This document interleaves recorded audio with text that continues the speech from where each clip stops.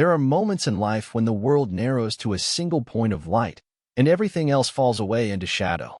I was sitting in Meridian Cafe that October night, watching Malcolm's fingers trace the rim of his coffee cup, when he said the words that would unravel everything I thought I knew about the architecture of my own heart.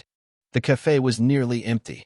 It was past 10, and the barista had already flipped most of the chairs onto tables, leaving only our corner booth illuminated by a single pendant light that cast warm amber circles on the worn wooden surface between us. Outside, the first real cold snap of autumn had settled over the town, and through the window I can see my breath forming small clouds against the glass each time I exhaled. Malcolm had been talking about his work, something about a difficult case, a teenager struggling with identity, and I was only half listening because I was studying the way the light caught the silver at his temples. He was 42 then, 2 years younger than me, but the gray had come early, threading through his dark hair like veins of wisdom.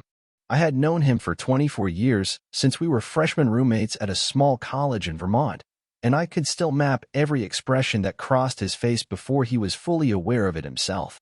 But when he stopped mid-sentence and looked directly at me, something shifted. The casual mask he wore in public, the careful distance he maintained even in our closest moments, seemed to dissolve. His voice dropped to barely above a whisper, and he said, "You're my favorite person, Caleb. You always have been." The words hung in the air between us like a confession too dangerous to touch. I felt my pulse quicken, felt heat rise in my chest, and spread outward until my fingertips tingled against the ceramic mug in my hands. For a moment, the cafe, the late hour, the careful boundaries we had spent decades constructing all seemed to evaporate, and there was only Malcolm's eyes meeting mine with an honesty that made my breath catch. I wanted to reach across the table. I wanted to tell him that he was mine too, that he had been since that first week of college when we stayed up until dawn talking about books and dreams and the weight of expectations we carried from small towns and smaller lives. I wanted to say that even now, married for 15 years, father to 2 daughters who looked at me with such trust, I still thought of him first when I woke and last before I fell asleep. Instead, I smiled. It was a careful smile, the kind I had perfected over years of practice. "Thank you," I said, and the words felt inadequate, hollow echoes of what was really moving through me. "That means everything, Malcolm." He held my gaze for another heartbeat, and I saw something flicker there, a question forming, a door opening just wide enough to glimpse the room beyond. But then the barista appeared beside our table with the check, and Malcolm's hand, which had been resting inches from mine, pulled back as if he had touched something burning. The spell broke. Malcolm cleared his throat and shifted in his seat, suddenly fascinated by the receipt the barista had placed between us. "So," he said, his voice brighter, more neutral, "did you catch the game last weekend?" The Patriots looked terrible in the fourth quarter. I watched him retreat behind familiar walls, watched him construct distance with sports talk and casual laughter, and felt something in my chest constrict. This was how it always went with us. Moments of startling intimacy followed by careful choreography, emotional sleight of hand that left me questioning whether the connection I felt was real or simply the product of my own desperate imagination. We split the check and walked out into the cold. Malcolm hugged me goodbye in the parking lot, a brief, brotherly embrace that nevertheless sent electricity through my entire body.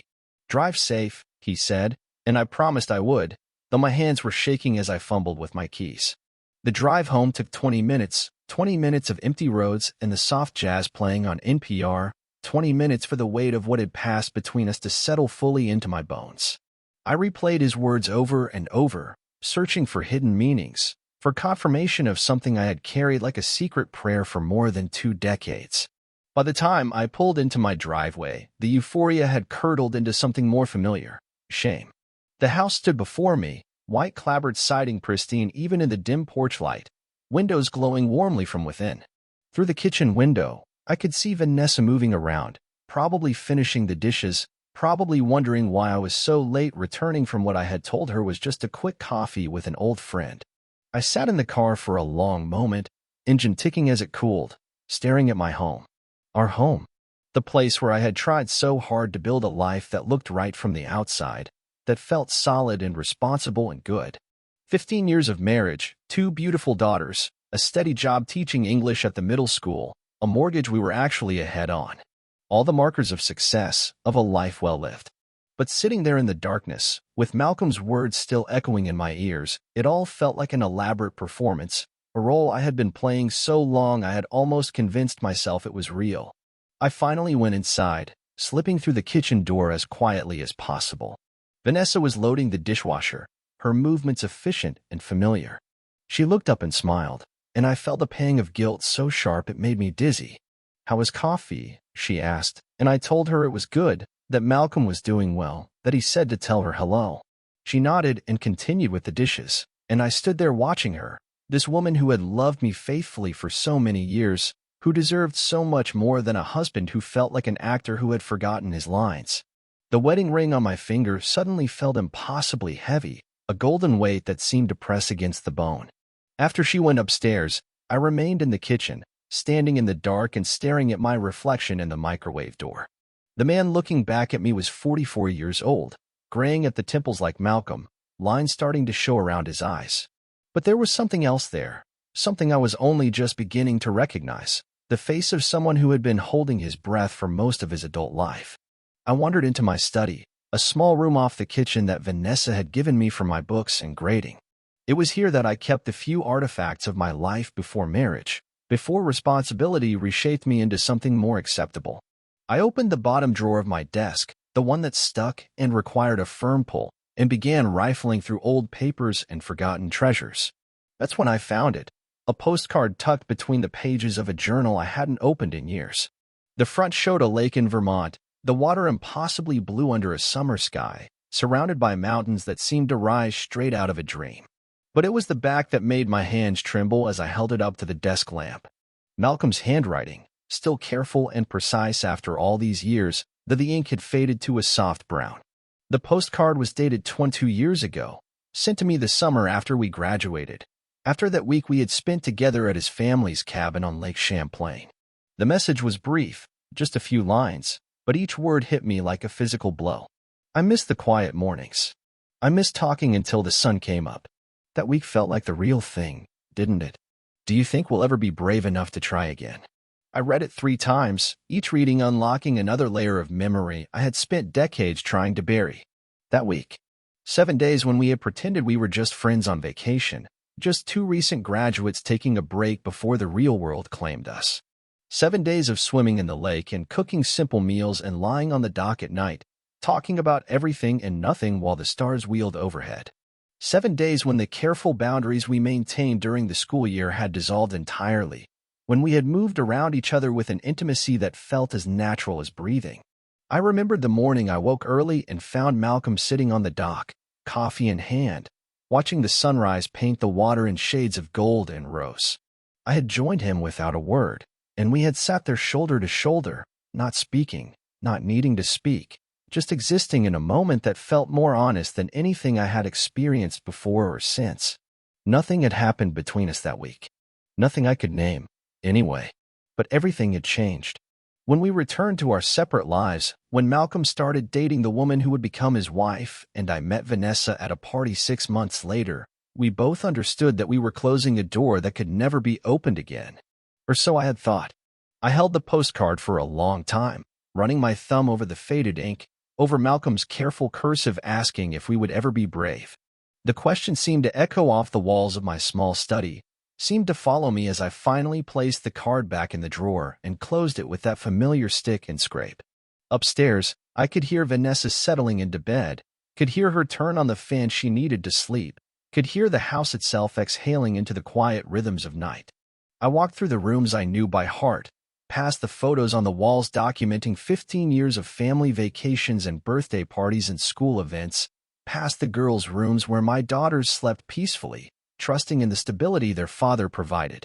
But as I stood in the hallway, looking at this life I had built so carefully, so deliberately, I felt like a stranger in my own home. The walls seemed too close, the air too thin, everything suddenly unfamiliar despite its overwhelming familiarity. I thought of Malcolm driving home to his own house, his own wife, his own carefully constructed life. I wondered if he was feeling this same sense of displacement, this same quiet desperation that comes from living too long as someone you're not sure you ever really were. The house settled around me with small creaks and sighs, and I realized that for the first time in years, I was completely, utterly awake. The morning after the careful choreography of married life. But I'm holding a book of poetry in my hands, and 20 feet away from where I'm sitting is the life I've built that suddenly feels as fragile as tissue paper. I text back. Sounds good, though nothing about this moment sounds good or simple or easy. Then I drive to school, where I will teach 37 eighth graders about the difference between literal and figurative language, about the power of metaphor to reveal truths that can't be spoken directly. And all day, Adrian Rich's words will echo in my head. Whatever happens, this is what we have achieved. The question that haunts me now is not whether what I feel for Malcolm is real. The book in my hands confirms that it is, that it always has been. The question is what I'm brave enough to do with that reality, how much of my carefully constructed life I'm willing to risk for the possibility of feeling whole. In my desk drawer, I keep that postcard from 22 years ago, the one where Malcolm asked if we would ever be brave enough. Now I have his answer, written in poetry and wrapped in brown paper and delivered to my front door like a message in a bottle that has finally washed ashore. The only question remaining is mine. The poetry book sits on my desk at school for 3 days before I'm brave enough to open it again. I keep it hidden under a stack of essays, but I'm acutely aware of its presence, the way you're aware of a sleeping animal that might wake at any moment and change everything about the room you're sitting in. When I finally do read the marked poem again, during my lunch break in the empty silence of my classroom, I understand that something fundamental has shifted in my understanding of myself.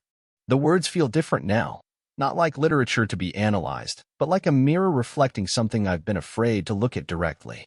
Whatever happens, this is what we have achieved.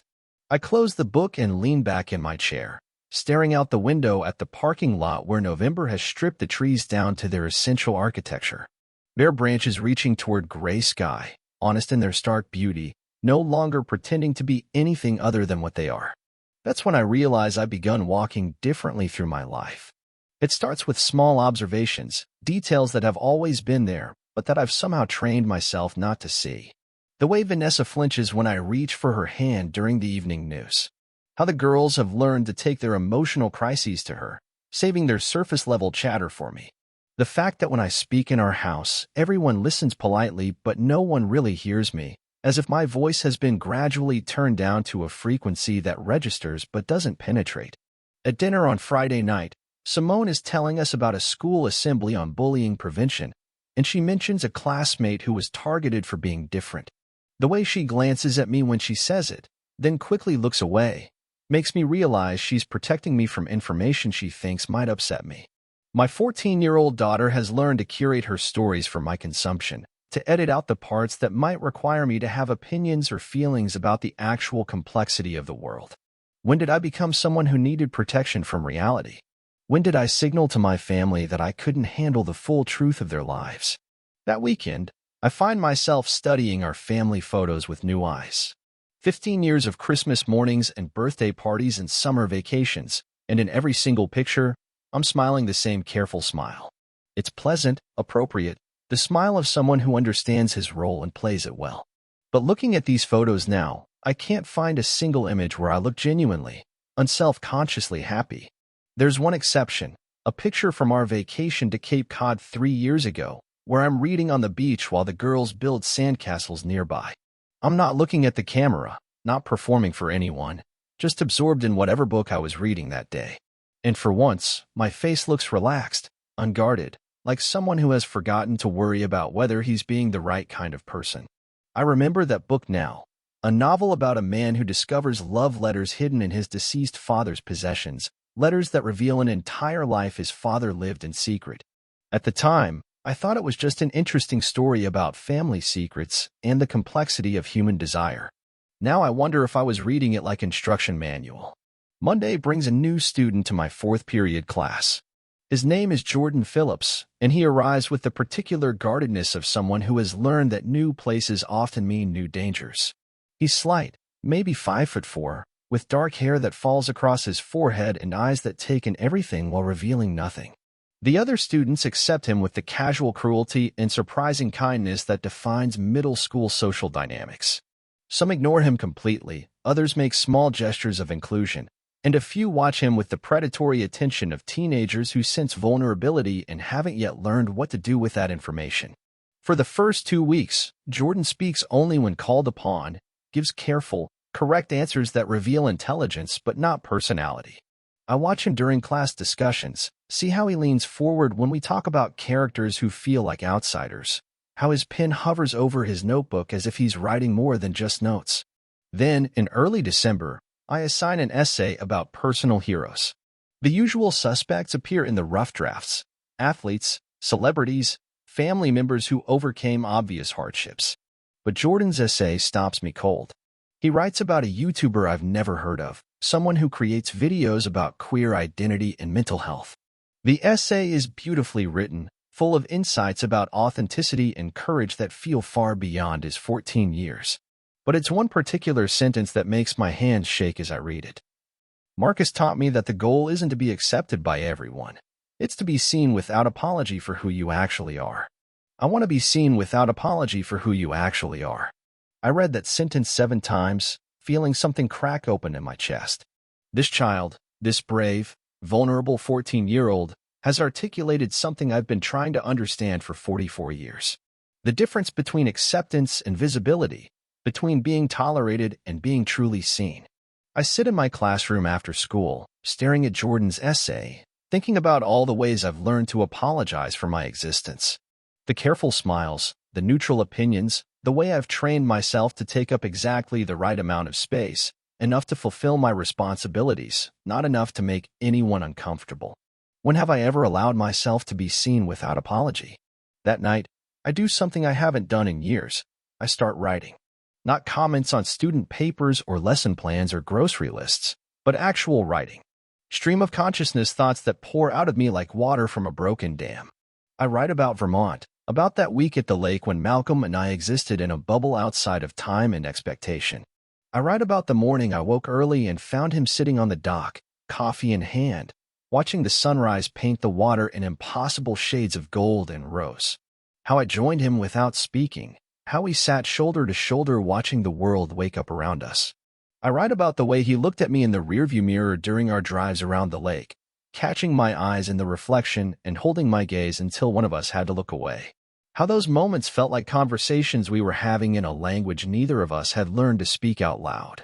I write about the last night, when we stayed up until dawn talking about the future, about our dreams and fears and the weight of other people's expectations.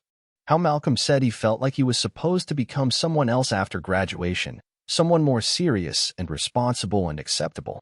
How I agreed, not understanding then that we were both mourning the death of possibilities we hadn't even known existed. The writing comes easier than it has in decades, as if some internal dam has finally burst and allowed long-held truths to flow freely. I fill pages with memories I've spent 20 years trying to forget, with feelings I've trained myself not to acknowledge, with questions I've been afraid to ask. What would have happened if we had been braver that summer? What would have happened if we had kissed that last night instead of just sitting there, our hands almost touching on the wooden dock, both of us afraid to bridge that final distance? What would happen now if I stopped being afraid? 2 weeks after Jordan's essay lands on my desk, Malcolm texts me a photo from a bookstore in Boston, tall shelves stretching toward exposed ceiling beams, soft light filtering through large windows, the kind of space that invites hours of browsing and discovery. Reminds me of that place we used to go in Burlington, he writes. I remember the bookstore he means, Shakespeare and Company, a cramped, wonderful maze of new and used books near the University of Vermont campus. We spent entire afternoons there during college, sometimes together, sometimes separately, always knowing we might run into each other among the poetry section or the philosophy shelves. Are you shopping or just browsing? I text back. Hiding, mostly. Conference break. From what? Reality. Responsibility. The version of myself that gives presentations on adolescent trauma. I stare at his response for a long time, recognizing something in those words that resonates in my bones. We're both hiding, I realize. Both taking refuge in spaces that allow us to remember who we used to be before we learn to perform ourselves for other people's comfort. I know a bookstore like that here. I type. If you're ever in the area again. The response comes quickly. When? Saturday afternoon? If you're free. I'm free. The rest of the week passes in a haze of anticipation and anxiety. I catch myself checking my reflection more often, buying new coffee beans for no apparent reason, reorganizing my bookshelves as if Malcolm might somehow judge the coffee table, silent but somehow present, like a question waiting to be answered. Malcolm and I have exchanged careful texts over the past month, checking in without pressure, maintaining connection without expectation. He knows about the apartment, knows about the girls' weekend visits, knows that the divorce papers were filed last week and will be final in 2 months. But we haven't seen each other since that afternoon on the back porch when everything changed. Part of me wonders if what we felt then was just the intensity of forbidden desire, whether the reality of being free to pursue what we want will diminish its power. Part of me is afraid that 24 years of longing has built up expectations that no actual relationship could fulfill. Mostly, though, I'm just ready. Ready to find out what it means to love someone without apology. Ready to discover who I am when I'm not performing the role of someone else's idea of a good man. The knock comes on a Tuesday evening in April, 3 days after the girls return to Vanessa's house. 3 days into a stretch of solitude that feels both liberating and slightly overwhelming. I'm grading essays on courage. The assignment has become a recurring theme in my classes when I hear the soft rap against my door. Through the peephole, I see Malcolm standing in the hallway, holding a bottle of wine and looking uncertain in a way that reminds me of our college years, when he would appear at my dorm room door with some excuse for company that we both knew was really just a desire to be in the same space. I open the door, and for a moment neither of us speaks. He's wearing jeans and a gray sweater that brings out the color of his eyes, and there's something about seeing him here, in the doorway of my new life, that makes my chest tight with possibility. "Hi," he says, holding up the wine. "I brought a housewarming gift. Hi yourself. Come in." He steps inside and looks around, taking in the books and the furniture and the way I've arranged this small space to reflect who I actually am rather than who I think I should be. There's no judgment in his assessment, just curiosity and what looks like relief. "It feels like you," he says. "Good or bad?" "Good. Definitely good." I take the wine, a bottle of red I've never heard of, but that smells like cedar and possibility when I uncork it, and pour 2 glasses while Malcolm settles on the couch. Outside, the April evening is settling into darkness, and I turn on a single lamp that casts warm light across the room. We don't talk much at first. There's something about this moment that feels too important for casual conversation, too weighted with accumulated history for small talk. Instead, we sit on opposite ends of the couch, our feet almost touching, and drink wine while darkness fills the courtyard outside. "How are the girls handling everything?" he asks eventually. "Better than I expected. They're resilient. Stronger than I gave them credit for." "And Vanessa?" "Angry. Hurt. But also, I think, relieved. She's already talking about traveling, about things she wants to do now that she doesn't have to coordinate everything with someone else's schedule." Malcolm nods, understanding without explanation the complex emotions that come with ending something that was never quite right, even when it was built on genuine affection and good intentions. "What about you?" he asks. "How are you handling everything?" I consider the question, looking around this apartment that represents the first purely selfish choice I've made in 24 years. "I'm scared," I tell him. "I'm 44 years old and starting over with no roadmap. But I'm also more awake than I've been in decades, more present in my own life." He sets down his wine glass and turns to face me fully. There's something in his expression that I recognize from that week at the lake when we were 22 and thought we had all the time in the world to figure out how to be brave. "I've been waiting for you my whole life," he says quietly. "Not just hoping or wishing or imagining. Actually waiting. Like some part of me always knew that eventually you'd find the courage to choose what you want over what you think you should want." The words settle into my chest like stones thrown into still water, creating ripples that spread outward until they touch every corner of my understanding of myself. He's been waiting. All these years, through his marriage and mine, through careful distance and calculated politeness, through decades of pretending that what existed between us was just friendship. He's been waiting. I've been waiting too, I tell him. I just didn't know it until now. The space between us on the couch disappears without conscious decision. One moment we're sitting apart, the next we're pressed together, his hand on my knee, my fingers tracing the line of his jaw, both of us breathing the same air and finally allowing ourselves to acknowledge what we've always known. When he kisses me this time, it's different from that afternoon on the back porch. There's no urgency, no fear of being discovered, no weight of forbidden desire making everything feel stolen and temporary. Instead, there's certainty. There's the deep peace that comes from wanting something and knowing you're allowed to have it. We don't talk about what happens next. We don't make plans or declarations or promises about forever. Instead, we exist in this moment. Two people who have found their way back to each other after 24 years of careful distance. Two people who have finally learned the difference between love that apologizes for itself and love that simply is. Later, much later, we lie in my bed and watch the morning light filter through the bedroom window. Malcolm's head rests on my chest, and I can feel his breathing settling into the rhythm of someone who has finally found a place where he can rest completely. This is what I want, I think, though I don't say it out loud. This quiet intimacy, this sense of being known and accepted without reservation, this feeling of coming home to myself in the presence of someone who sees me without apology. When he finally stirs, the sun is fully up, casting everything in the soft light of a new day. He looks up at me with eyes that still carry traces of sleep, and I see something there that I've been waiting my whole life to see. Recognition, belonging, the particular joy that comes from being exactly where you're supposed to be. I should probably go, he says, but he doesn't move. Probably. Neither of us moves. Eventually, though, the practical world reasserts itself. He has clients to see. I have classes to teach. We both have lives that existed before this moment and will continue after it. But something fundamental has shifted. Some internal compass has finally found true north. After he leaves, I make coffee and stand at the kitchen window, looking out at the courtyard where the daffodils have opened fully, bright yellow faces turned toward the morning sun. The sight fills me with something I haven't felt in years, uncomplicated happiness.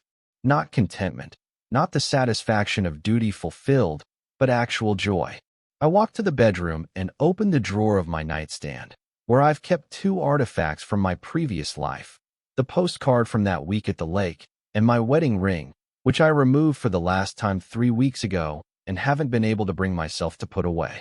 The ring sits in a small wooden box that Vanessa gave me for Christmas our first year of marriage, back when we were still discovering each other's preferences and trying to build a life that would satisfy both our dreams. It's a beautiful ring, simple white gold that catches the morning light, and wearing it for 15 years has left a pale band around my finger that's only now beginning to fade. I pick up the ring and hold it for a moment, not with regret, but with gratitude for what it represented.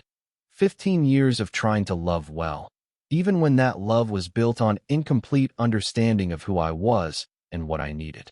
15 years of Vanessa's patience and kindness. 15 years of watching my daughters grow into remarkable people. 15 years of learning how to be responsible for other people's happiness even when I hadn't figured out my own. I placed the ring in the box and closed the lid with a soft click that sounds like a door closing, final but not bitter.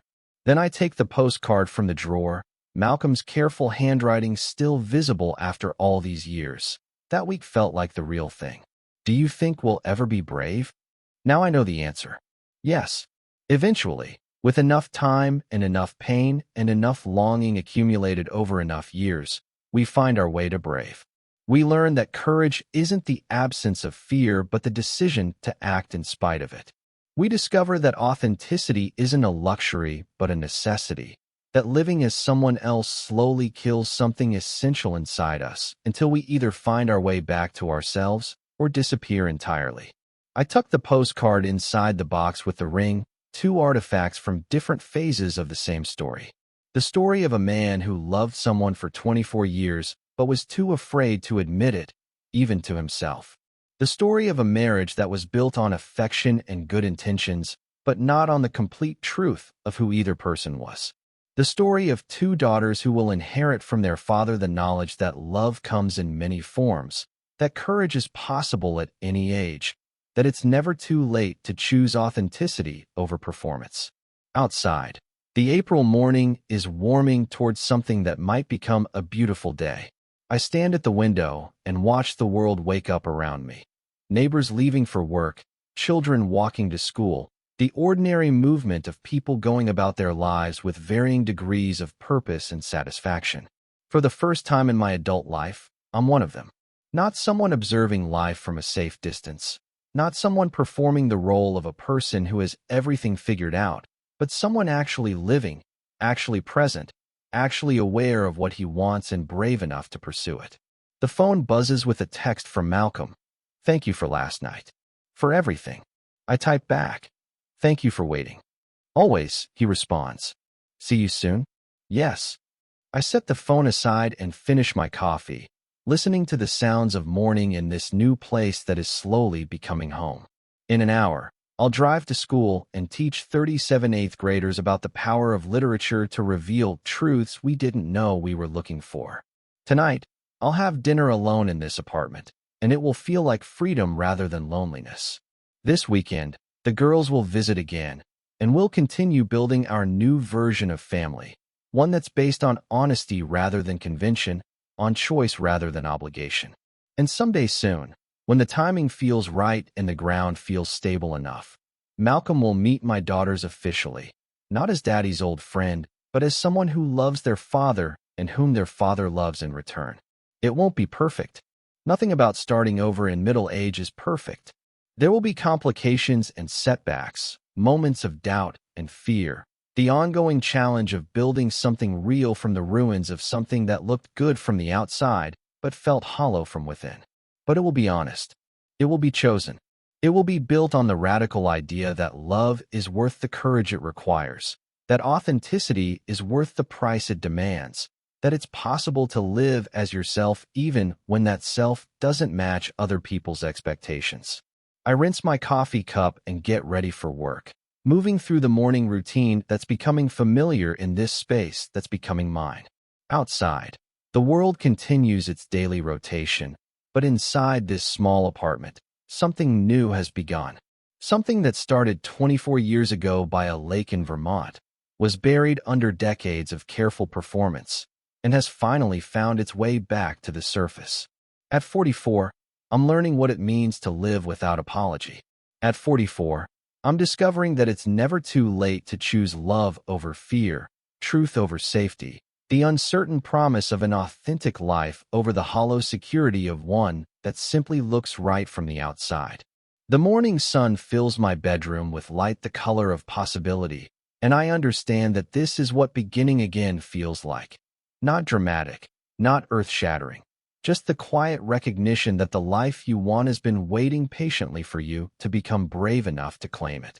I grab my keys and head for the door, ready to meet whatever this day will bring, carrying with me the deep peace that comes from finally knowing who I am and being unafraid to live as that person. Outside, the world is beginning again, and for the first time in 24 years, so am I.